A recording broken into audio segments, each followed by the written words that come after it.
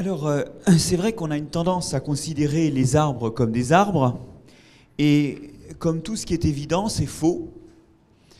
On ne peut pas considérer à l'heure actuelle que la niche écologique se résolve à une niche écologique physico-chimique.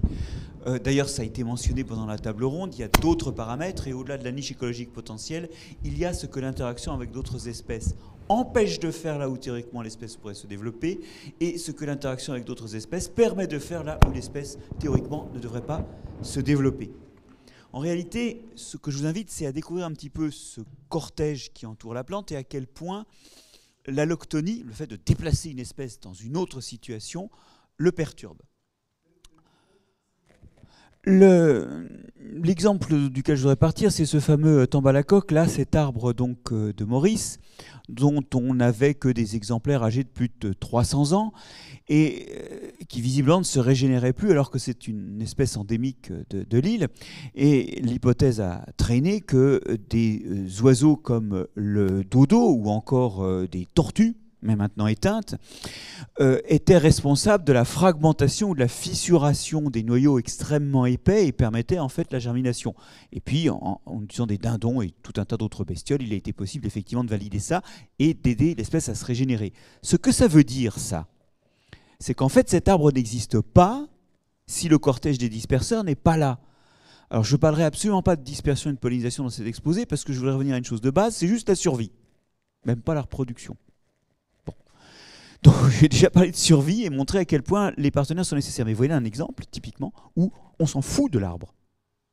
C'est un contexte biologique qui compte. Mon premier point, donc, c'est de regarder les racines.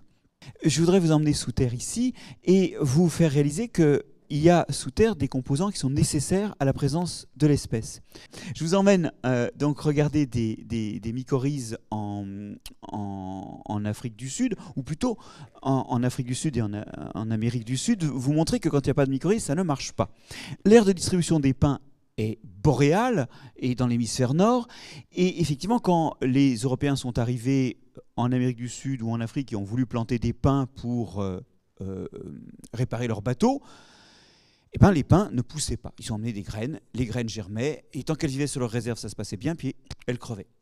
Sur la diapositive suivante, on voit qu'en fait, les racines sont connectées à des champignons du sol, des champignons qui forment un réseau extra-racinaire et qui, en fait, sont nécessaires à l'association parce que, très pragmatiquement, les premiers navigateurs ont amené des pins déjà enracinés. En fait, ils ont emmené du sol, ils ont emmené les champignons, et là, ça a poussé. Diapositive suivante, cette association-là est faite dans le cadre des arbres qui intéressent nos forêts en général, pas que les pins, de champignons qui forment un manchon autour de la racine. On va voir sur la diapositive suivante un autre exemple de ces proliférations de racines qui s'opèrent à l'endroit où s'établit le contact avec le champignon. Et ensuite, on va voir la coupe transversale où on voit très bien ce manchon de champignons qui entoure la racine, pénètre entre les cellules les plus corticales et associer étroitement les deux partenaires. C'est ce qu'on appelle une mycorhize, c'est ce qu'on doit c'est une description qu'on doit au fils du Franck qui était mentionné, pardon, c'est les premières observations, on les doit au Hartig qui était mentionné précédemment. Hein. Hartig avait repéré ça, mais il n'avait pas repéré que c'était des champignons, il avait décrit ces filaments et il pensait que c'était des morceaux de la plante. Bon, on sait aujourd'hui que il y a deux partenaires, que ceci est ce qu'on appelle une mycorhize, et plus exactement que ça, c'est un type de mycorhize qu'on appelle l'ectomycorhize, qui est typique des arbres de nos régions. La diapositive suivante nous rappelle des échanges qui sont trophiques, où la plante donne du sucre aux champignons, tandis qu'en fait le champignon fait les courses dans le sol, et ce que nous racontent les pins plantés hors de leur zone d'origine, c'est qu'en réalité, eh bien, la plupart des plantes ont oublié la façon d'exploiter le sol, ou alors elles ne l'ont jamais connue, parce qu'elle est dévolue dans des sols ordinaires aux champignons qui font le travail. La diapositive suivante montre l'exemple de l'eucalyptus que l'on fait pousser avec ou sans mycorhize et avec ou sans calcium. Et vous allez voir qu'il y a une autre dimension de la présence de ces microbes, au-delà de la nutrition, qui est une dimension protectrice. Regardez plutôt. En présence de mycorhize, quand il n'y a pas de calcium en haut, ça pousse bien. Quand il y a du calcium, ça pousse un peu moins bien. Mais somme toute, on ne niera pas que l'eucalyptus soit également calcicole. Quand on prive de mycorhize les plants, on s'aperçoit qu'ils poussent moins bien sans calcium, moitié moins bien qu'avec calcium quand ils sont mycorhizés. Bon, bah, ils sont moins bien nourris. Par contre, ils poussent 10 fois moins quand ils ne sont pas mycorhizés sur calcium ou sur sol calcaire par rapport à au même plan mycorhizé sur sol calcaire. En fait, la mycorhize est protectrice et la diapositive suivante nous montre l'un des dispositifs majeurs de protection qui est la précipitation d'oxalate de calcium dans le sol qui rend non biodisponible le calcium du sol et qui en atténue la toxicité. Donc, l'association est une association à bénéfice réciproque basée non seulement sur des échanges nutritifs, mais aussi une protection. Et ça, c'est important. Ça veut dire qu'en fait, l'interface sol-plante, ce n'est pas la plante qui l'a fait, c'est fait avec un champignon. Alors c'est important aussi en matière de régénération parce que vous avez ici des expériences qui consistent à autoriser ou non la présence de champignons mycorhiziens lors de la germination de plantules de chêne rouge. Alors c'est dans l'aire d'origine que ça se passe, et on voit qu'en l'absence d'adultes, les chênes rouges sont très peu mycorhizés, et en présence d'adultes, ils sont très mycorhizés. Et ce n'est pas vraiment la présence d'adultes qui compte, parce que dans une autre expérience, l'expérience 2, on a un adulte mais qu'on a tué, sa seule présence ne suffit pas à régler le problème.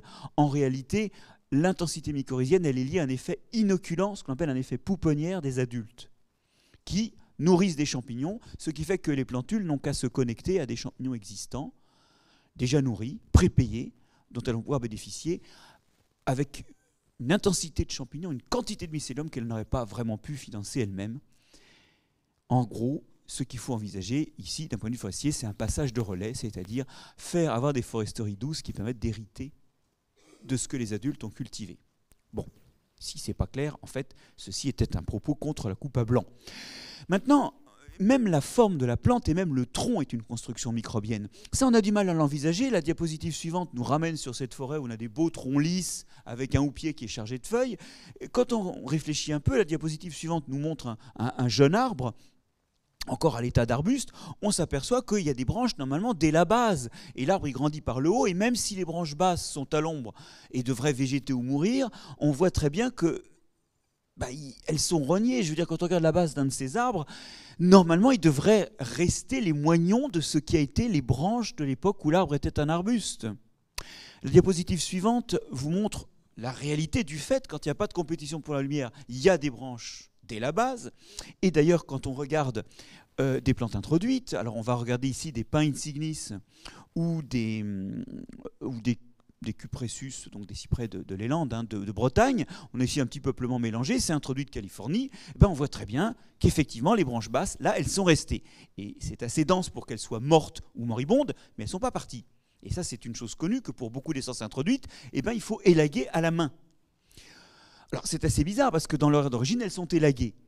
Et chez nous, effectivement, quand on regarde ce qui fait l'élagage, on trouve des champignons qui s'attaquent aux branches soit déjà mortes, soit affaiblis par le manque de lumière dans les contextes forestiers, et ces champignons vont dévorer ces branches, et on va voir sur la diapositive suivante que quand la branche disparaît, le champignon disparaît aussi, parce qu'en fait, il n'arrive pas à rentrer dans le tronc, et il n'y a pas assez d'oxygène dans le bois du tronc, donc là, il meurt. Enfin, ils ont fait des spores entre-temps, ne vous inquiétez pas pour eux. L'idée, c'est que là, le cambium cicatrise, c'est-à-dire forme un bourrelet qui va se refermer et qui va rétablir une fibre continue, droite, avec deux effets sanitaires, peut-on dire.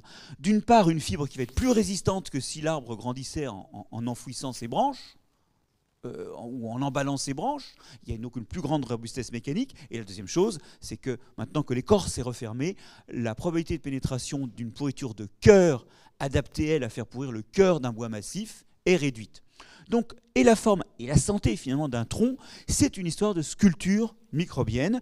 Et effectivement, hors de son aire d'origine, un arbre peut avoir des problèmes à recruter ses agents d'élagage naturels. Passons maintenant aux feuilles. Alors, quand on regarde les feuilles, on voit toujours rien. Je veux dire, quand on regarde les feuilles, là, on a l'impression que c'est des feuilles, et c'est toujours le même mythe. Bon, d'une part, une chose dont je ne parlerai pas, c'est qu'il y a énormément de bactéries et de champignons qui peuplent l'intérieur de la feuille et qui ont des rôles anti-insectes, des rôles anti-herbivores. Bon, ça, je ne vais pas en parler parce que c'est relativement mal connu. Mais il y a surtout, quand on regarde les plantes, de près, on a des touffes de poils à la divergence des nervures, des touffes de poils qu'on appelle des domaties, c'est-à-dire des touffes de poils qui sont des refuges pour ces acariens. Vous observez d'ailleurs que les acariens habitent ces domaties. Il y a très souvent des espèces de traces blanchâtres qui sont leurs produits de mue. Et ça nous raconte que c'est là qu'ils se mettent pour tout un tas d'activités où ils sont éventuellement très facilement la proie de prédateurs, comme le moment où ils muent. Alors, sur la diapositive suivante, vous voyez un de ces acariens qui est en train de se balader. Et là, il est typiquement en train en train d'effectuer la prise alimentaire, c'est-à-dire que ces acariens-là, quand ils mangent soit d'autres acariens en prédateurs, soit il est en train de nettoyer la feuille en mangeant des spores et des germinations de champignons. Donc en fait, en mangeant, il protège la feuille de ces pathogènes. Alors sur la diapositive suivante, on voit à la fois ce qui se passe quand on bloque avec de la cire les domaties. On s'aperçoit qu'à ce moment-là, il n'y a plus de colonisation. En tout cas, la colonisation est réduite. Donc on voit bien que la présence de ces touffes de poils, ces domaties, attire les acariens. Et sur la diapositive suivante, c'est sur une plante modèle qui est le cotonnier, qui est pas vraiment un arbre, puis qui n'est pas vraiment tempéré, et qui n'a pas justement ces acariens, mais on peut rajouter des touffes à acariens en rajoutant des petites touffes de coton sous les feuilles. On voit que de fait, si on élève des cotonniers dans nos régions en serre avec des touffes de poils, on voit arriver les acariens, et on voit régresser, diminuer la quantité d'acariens pathogènes ou de feuilles malades de champignons. Et au bilan, on voit, et ça c'est très intéressant, le bénéfice brut, parce que là, le cotonnier n'a pas payé les domaties, donc il n'y a pas le coût de mise en place de la touffe de poils. Mais on voit le bénéfice brut, qui est qu'il y a 12% de fruits en plus. Autant de carbone économisé, autant de ressources économisées qui permettent donc de faire plus de descendants. Ces acariens ne sont que la partie émergée de l'iceberg des protections de la feuille, et pour le coup, celle-là, elle est visible. Et vous observerez que dans beaucoup de traitements de plantes en ville, on néglige la présence des acariens protecteurs sur les feuilles des arbres en traitant avec des acaricides quand il y a un problème. Ce qui revient à rendre l'arbre, certes guéri à un moment, mais beaucoup plus sensible le lendemain. Alors, sur ces acariens, je voudrais juste vous faire remarquer une chose, c'est que c'est une convergence évolutive absolument fabuleuse, comme l'ectomycorhize d'ailleurs, à l'autre bout de la plante, parce que tout ça intéresse des plantes de familles extrêmement variées. En gros, on parle d'une trentaine d'apparitions de cette symbiose, avec à peu près toujours les mêmes acariens, ce qui fait qu'en général, on trouvera des acariens même sur les arbres introduits, mais c'est vrai un peu moins. Et toute la question, qui n'est à mon sens pas tranchée, est de savoir si les espèces introduites, en ayant un peu moins de diversité de mycorhizes ou un peu moins de diversité d'acariens, elles sont aussi bien servies que les espèces indigènes, ou bien qu'elles ne l'étaient dans leur aire d'origine. Alors on va avancer cette fois-ci jusqu'à la mort de la plante, parce que la mort de la plante, c'est qu'une fonction écologiquement importante, c'est le recyclage qui se prépare, et le recyclage des composés de la plante, c'est notamment toutes les feuilles mortes. Je vais surtout m'intéresser à ça, parce que c'est dans les feuilles mortes qu'il y a des restes d'azote, des restes de phosphate. C'est pas comme le bois mort, qui n'est en fait qu'une promesse de carbone et de pas grand-chose d'autre. Alors, on discute peu de la raison pour laquelle les feuilles mortes sont brunes. En réalité, quand on observe ça au microscope, on s'aperçoit qu'il y a des espèces d'amas brunâtres qui sont en fait des condensats, des molécules faites de l'association des tanins libérés lors de la lyse des vacuoles avec tout un tas de composés cellulaires, les protéines et d'autres choses.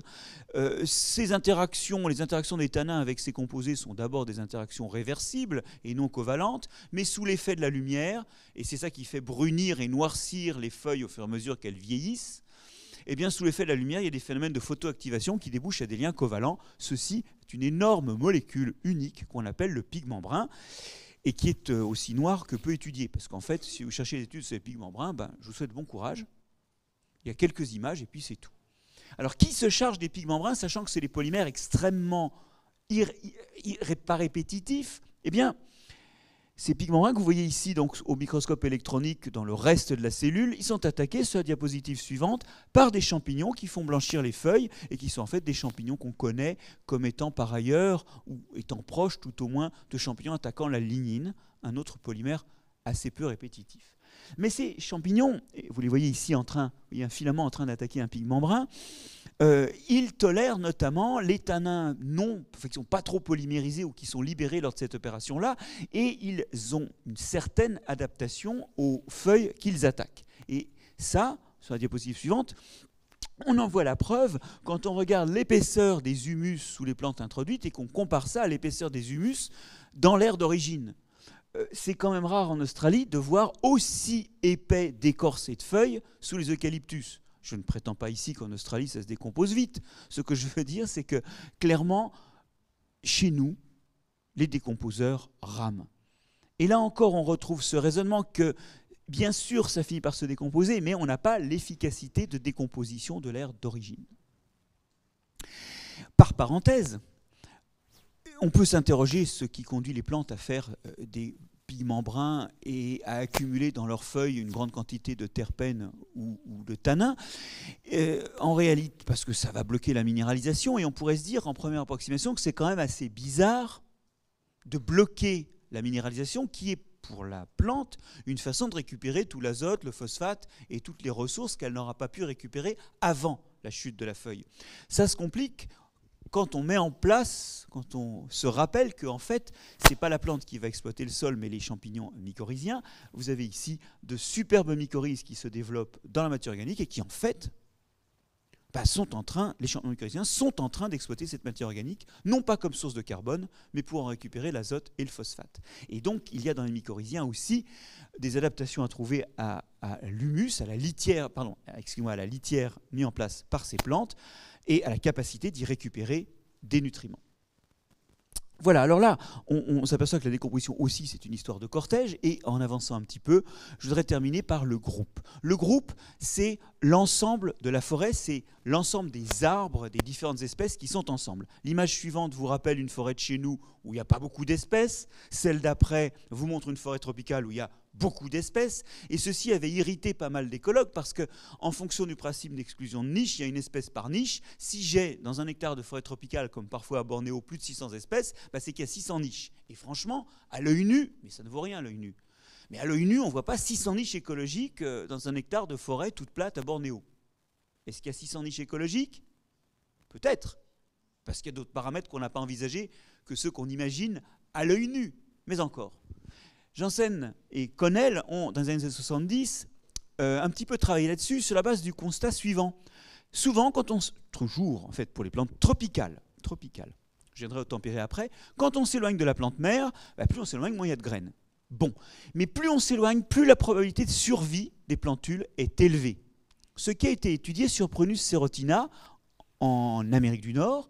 Vous voyez que là, il y a un tout petit problème de conversion. Vous ne voyez pas trop la courbe, elle est blanchâtre là, de la quantité de graines. La quantité de graines, elle dépend de la distance au pied par an, elle est maximale près des parents. Le taux de survie, lui, c'est ce que je vous disais, il est d'autant plus grand qu'on est loin. Alors vous pourriez me dire peut-être que les plantes, les parents, épuisent le sol. En fait, la diapositive suivante vous montre ce qui se passe quand on prend du sol près ou loin des parents et qu'on le stérilise ou pas. Quand on l'a stérilisé en hachuré, vous voyez que ça pousse aussi bien sur le sol près des parents que loin des parents. Ce n'est pas la fertilité du sol qui est impliquée. C'est quelque chose qui disparaît à la stérilisation et qui fait que quand ce n'est pas stérilisé, ça pousse moins bien près des parents que loin des parents. En fait, l'histoire est la suivante. Je crois qu'elle est sur la diapositive d'après. Dans les forêts tropicales, les plantes cultivent à la fois, par leur présence dans le sol, des alliés et des parasites. Et ce qui se passe, c'est qu'en zone tropicale, c'est les parasites, surtout des oomycètes, mais pas que, qui dominent dans ce que cultivent les plantes. Du coup, les jeunes ont du mal à s'installer. Et rappelez-vous que la compétition, ça s'enclenche uniquement à partir d'une certaine densité. Si on est tous ensemble enfermés pour la nuit avec 2 boîtes de sardines, ça va sans doute se passer moins bien que si je suis tout seul dans un supermarché. Il n'y aura pas de concurrence à ce moment-là. Et en fait, ce qui se passe, c'est que la concurrence ne peut pas s'enclencher parce qu'on n'arrive pas à épuiser les ressources. Du coup, une ou plusieurs espèces qui ont la même niche écologique et le même problème avec leurs propres pathogènes vont pouvoir s'installer aussi. Et le principe de l'exclusion de niche ne marche plus. Vous obtenez une forêt hyper diverse où il y a plus d'espèces que de niches. Alors, vous allez me dire, tout à l'heure, on a vu au contraire que pour des plantes de nos régions, comme le chêne rouge, on cultivait les symbiontes et que c'était bien de s'installer près des parents. La diapositive suivante, vous rappelle cette comparaison que dans les forêts ectomycorhizées, chez nous, c'est l'inverse qui se produit. C'est-à-dire que c'est plutôt une culture des symbiotes. Et alors ça va plus loin, cette histoire-là. C'est que quand on prend les plantes introduites et invasives, le robinier, chez lui, il a une rétroaction négative du sol, il subit l'effet Janssen-Connell. Diapositive suivante, on voit très bien que sur les sites natifs américains, quand on pousse près des adultes, eh ben on pousse en gros 30% moins. Si maintenant vous regardez dans des sites américains où le robinier est invasif ou dans des sites européens où il est invasif, vous voyez que non seulement l'effet de rétroaction est moins négatif, mais même parfois il est nul. Et en fait, c'est une caractéristique des plantes invasives que, confrontées à un autre sol, de se retrouver avec une rétroaction du sol qui n'est plus négative, mais au contraire nulle, voire même positive. Alors l'exemple d'une espèce qui a parfois une rétroaction du sol positive, bah, c'est le Prunus serotina chez nous, alors que vous vous souvenez que dans l'aire d'origine, au contraire, il subit une interaction négative. Vous voyez donc, et je vais passer sur les 2 diapositives suivantes, vous voyez donc que finalement, les interactions avec le sol construisent de façon assez complexe la niche et peuvent faire des caractères dominants ou des caractères invasifs, ou au contraire, créer des communautés hyper diverses. Alors, je vais aussi sauter ça et en venir à ma conclusion, qui est que derrière ce qu'on voit comme des arbres, il y a un réseau d'interactions, ce qui ne doit pas vous étonner, à un moment où nous, on parle aussi de microbiote pour l'homme et pour les animaux. Les plantes aussi sont encadrées de différents partenaires, et ces partenaires peuvent avoir du mal à suivre les plantes dans les voyages que nous leur imposons. Ça ne veut pas dire que les plantes ne survivent pas, ça veut dire que toute la fraction de l'adaptation au milieu qui est portée par ces partenaires, nous la perdons. Nous cessons d'en hériter quand nous introduisons.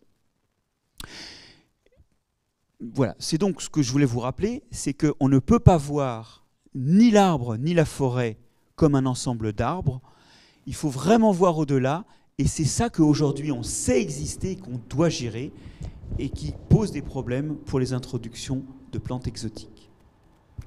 Merci Marc-André. Merci pour ce cours d'écologie de l'arbre et de ses espèces associées. Je ne doute pas qu'il suscite un certain nombre de réactions, de questions de l'assistance. Oui, Myriam Leguet. Oui. Ah bah,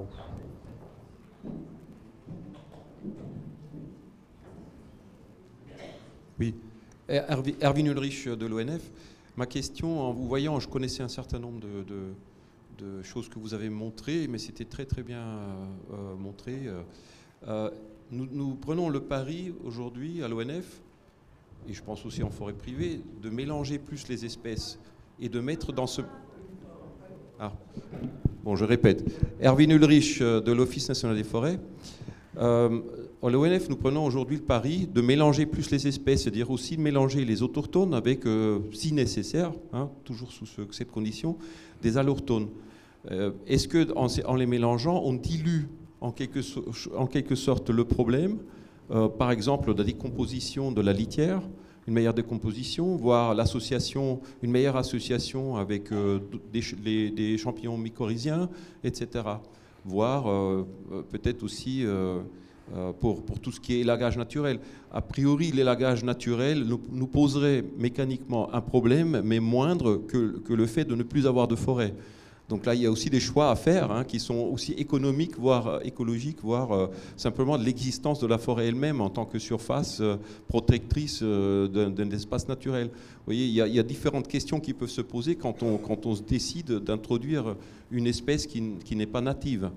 Mais en mélange, la question c'est qu'est-ce qu'on risque ou est-ce qu'on dilue le risque en le mélangeant avec des espèces naturelles? Alors, il faut que vous voyez ces cortèges-là comme faits de choses qui sont un peu spécialisées ou un peu préférentes et puis généralistes. Okay, donc quand vous mélangez, plus vous avez de chances effectivement que dans tout ce que portent les espèces autour, il y ait un d'autant plus grand nombre de partenaires qui pourront servir à l'espèce introduite. Donc mon propos ne sera pas contre le mélange. Mais il est de dire que plus la source de ce que vous introduisez est proche, plus la probabilité que son écosystème le suive est forte. C'est ce que nous verrons dans l'exposé suivant. Et donc, en fait, c'est surtout ça l'idée, hein. C'est surtout de faire en sorte d'hériter de ce que l'espèce porte avec elle. Et c'est pour ça que la migration assistée est plus porteuse d'espoir, sachant que de toute façon, dans une migration assistée bien faite, on va essayer aussi d'hériter de tout ce qui est local. On pense beaucoup dans la migration assistée à la génération F1 qui va porter l'adaptation locale et l'adaptation au climat de ce qu'on a introduit. On peut aussi, si l'écosystème source n'est pas lointain, penser que la F1 bénéficiera à la fois de quelques partenaires persistants de ce qui étaient les partenaires locaux et de quelques partenaires importés, puisque importables, vu qu'ils vivent pas loin. C'est plutôt comme ça. Oui.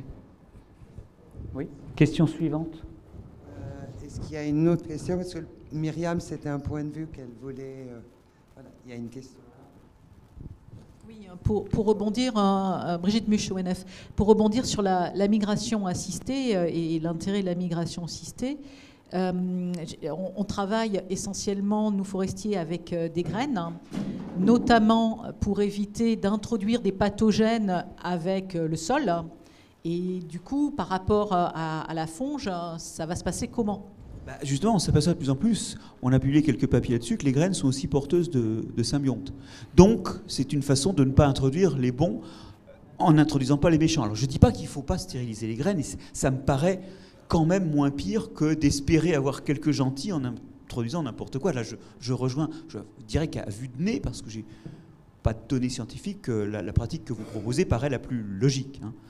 Mais une fois de plus, je pense que ce qu'il faut, c'est vraiment hériter des microbes adaptés au climat qu'on va avoir. Enfin, hériter. Les introduire aussi. Et ça, je le répète, la chance qu'on a, c'est que les microbes, ça se dissémine très vite et bien mieux que les graines. Donc, si vous n'êtes pas loin du peuplement source, vous les aurez. Et quand je parle de microbes, je pourrais parler aussi d'acariens, parce que les vitesses de dispersion des acariens sont assez bluffantes, hein, aussi. Un peu moins pour la fonge? Oh ben non, ça finit par venir, ça finit par être sur des distances du type des distances intra-européennes, par exemple, c'est pas limitant. Hein. J'ai moi étudié la génétique des populations de champignons mycorhiziens comme les laquaires. On n'a pas de structure populationnelle de la Finlande jusqu'au sud de l'Espagne. Alors même que pour les autres, par contre, vous avez vu ce matin avec les pins, hein, pour les autres, par contre, ça ne se passe pas comme ça. Notre modèle, c'était le Lacaria amethystiana. Et c'est pas le seul qui montre des... voilà. Il n'y a que les champignons mycorhiziens hypogées qui ont des structurations spatiales très fortes. Bien. Y a-t-il d'autres questions encore ?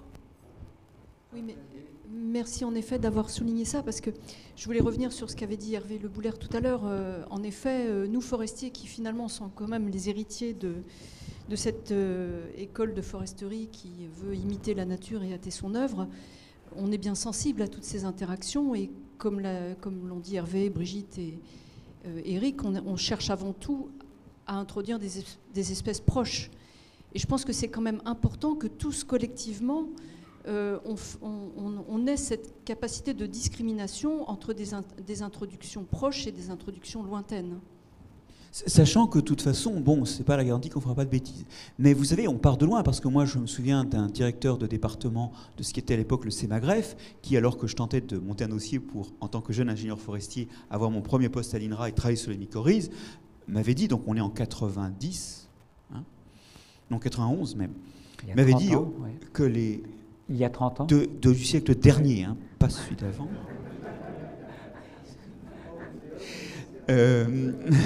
Donc, il m'avait dit que c'était pas sérieux tout ça, que les mycorhizes, c'était un truc que les... Donc lui-même était YF. Hein.